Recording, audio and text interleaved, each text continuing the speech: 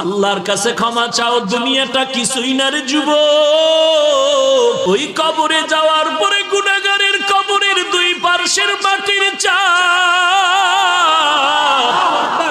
পাজরের হাড় চুরমার হয়ে যাবে। একটা নয়, দুটো নয়, 70 থেকে 99টা সাপের কামড়। কবরের ভিতরে জাহান্নামের আগুন।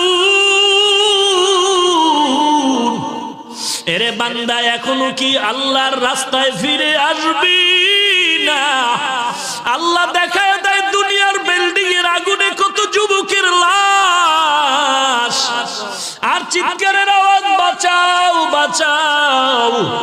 একটু চিন্তা করে দেখ, যখন আগুন লাগছিল শরীরের মধ্যে তখন ওদের কেমন লাগছিল, অবস্থাটা কেমন হয়েছিল।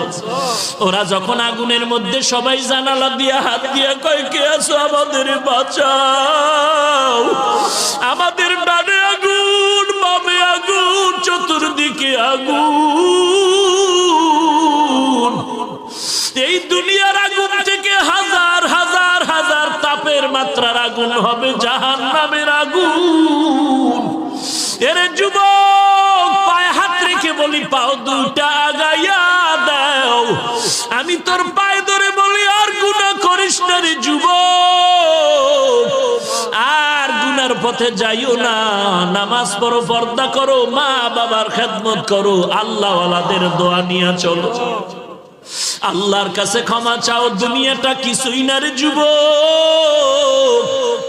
পায়ে হাত রেখে বলি, এই যে বন্যা হয়ে গেল কয়েকদিন আগে, কত মানুষ বন্যায় মরে গেল।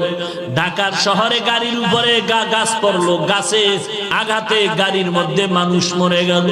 এরে বান্দা, এখান থেকে ঘরে যাওয়ার কোনো গ্যারান্টি নাই।